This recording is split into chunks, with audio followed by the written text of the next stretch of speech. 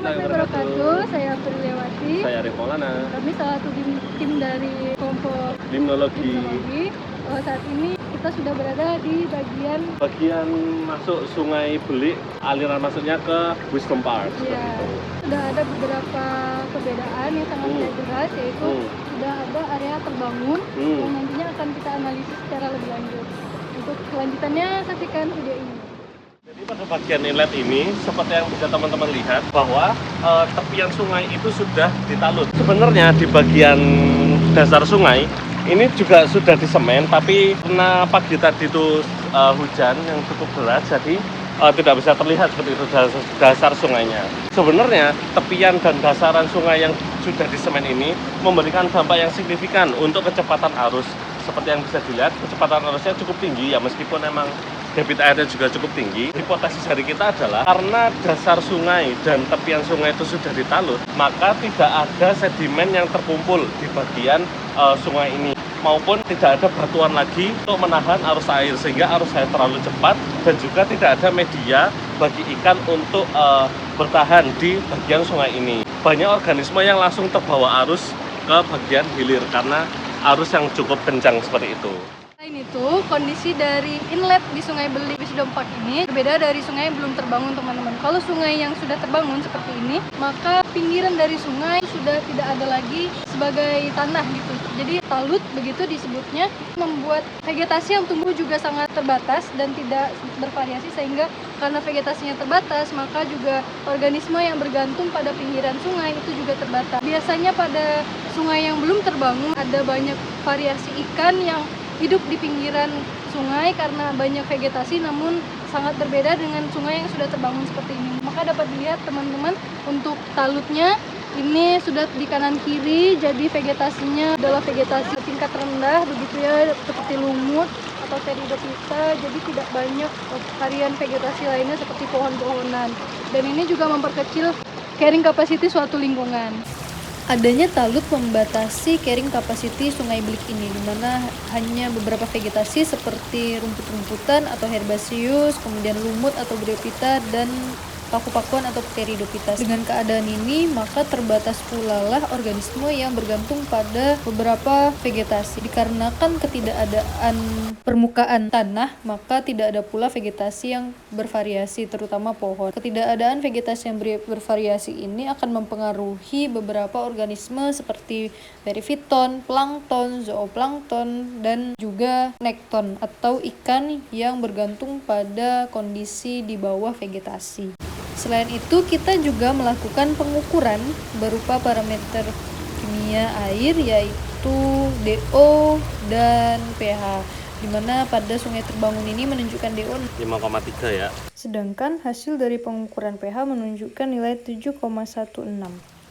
Kami melakukan penyusuran mulai dari inlet, tengah, hingga outlet dari Sungai Belik yang ada di Wisdom Park ini. Pada bagian tengah ini, kondisi masih sama seperti inlet. Arus masih relatif cepat dan ketiadaan permukaan tanah di pinggir sungai sehingga tidak terbentuk zona litoral. Bahwa permukaan dari sungai di bagian tengah ini masih berupa semen sehingga tidak terbentuk sedimen, maka tidak ada yang menahan air selain tumpukan sampah. Pada bagian tengah, kami menemukan kolam retensi yang mengalami sedimentasi berlebih, sehingga nampak terjadi suksesi pada permukaan sedimennya. Hal ini diakibatkan inlet dan outlet dari kolam retensi ini tidak berada dalam satu garis lurus, sehingga sedimen mengumpul pada bagian yang menjadi belokan dari air. Dan sedimen tersebut ditumbuhi oleh vegetasi. Namun, vegetasi yang tumbuh masih sama seperti bagian inlet lainnya, yaitu vegetasi tingkat rendah. Arus terlalu cepat akibat struktur buatan manusia. Ikan tidak terbiasa dengan arus yang terlalu cepat. Hanya sedikit kepiting yang dapat bertahan karena dapat memanfaatkan celah-celah dalam talut. Kurangnya variasi tumbuhan dan organisme akuatik, maka organisme semi-akuatik dan komponen ekosistem lainnya seperti serangga juga tidak bisa ditemukan. Jadi ini adalah bagian perbatasan antara bagian yang sudah ditalut dengan bagian yang belum ditalut. Bisa dilihat titik ini berjarak sekitar 500 meter dari titik hulu yang tadi atau titik masuknya Sungai Belik di kawasan Wisdom Park.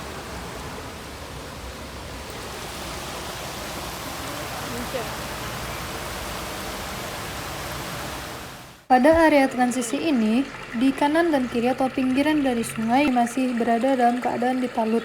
Namun, dengan adanya dam ini dapat dilihat bahwa arusnya sudah mulai berkurang sehingga ada sedimen yang terkumpul karena arus tidak terlalu deras, sehingga bisa kita lihat ada beberapa organisme seperti ikan-ikan kecil yang memanfaatkan area litoral seperti ini untuk tumbuh dan berkembang.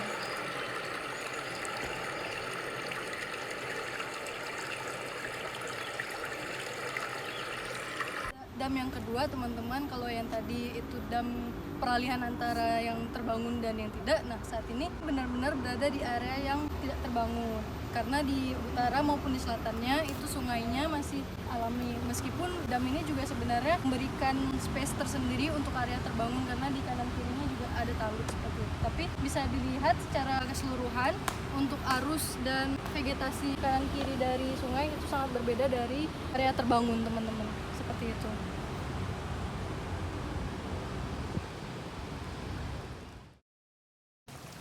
Pada area yang tidak terbangun atau non-disturbansi ini, arus cenderung lebih tenang, sehingga memungkinkan bagi beberapa insekta untuk meletakkan telurnya, seperti Lepidoptera atau kupu-kupu dan Odonata atau capung. Terlihat pada area ini tidak hanya ditemukan adanya ikan, namun juga terdapat beberapa capung dan kupu-kupu, yang menandakan ekosistem di sungai ini hidup dan sehat. Ini merupakan titik outlet dari Sungai Belik Wisdom Park di mana terbebas dari pembangunan talut atau tidak terdisturbance secara keseluruhan. Dengan kondisi arus yang tenang, banyaknya varian vegetasi dan terjadinya sedimen, maka memungkinkan pada titik ini menjadi habitat bagi berbagai organisme.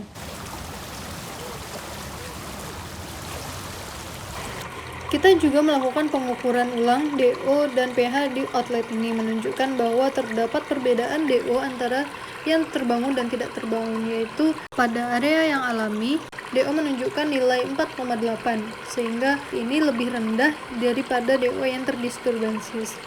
Hal ini dikarenakan arusnya mulai berkurang sehingga mengakibatkan difusi dari oksigen juga berkurang, namun masih berada dalam ambang normal. Ini adalah outlet dari Sungai Belik, jalur keluarnya Sungai Belik dari Wisdom Park. Bisa dilihat beberapa bagian dari outlet ini tidak ditalut, artinya banyak terjadi sedimentasi.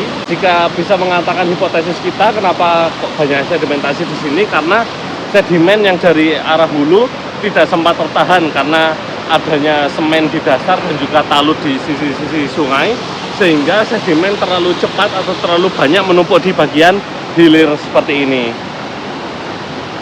Untuk airnya sendiri coklat, mungkin karena hujan sehingga menghasilkan arus air yang cukup besar, debit air cukup besar yang membawa sedimen bahkan dari hulu seperti itu. Demikian hasil kajian mini eksplorasi dari kami mengenai Sungai Belik yang terbangun dan tidak terbangun atau disturbances dan non-disturbances. Semoga dapat bermanfaat. Lebih dan kurang kami mohon maaf. Sampai berjumpa di kajian video berikutnya. Wassalamualaikum warahmatullahi wabarakatuh.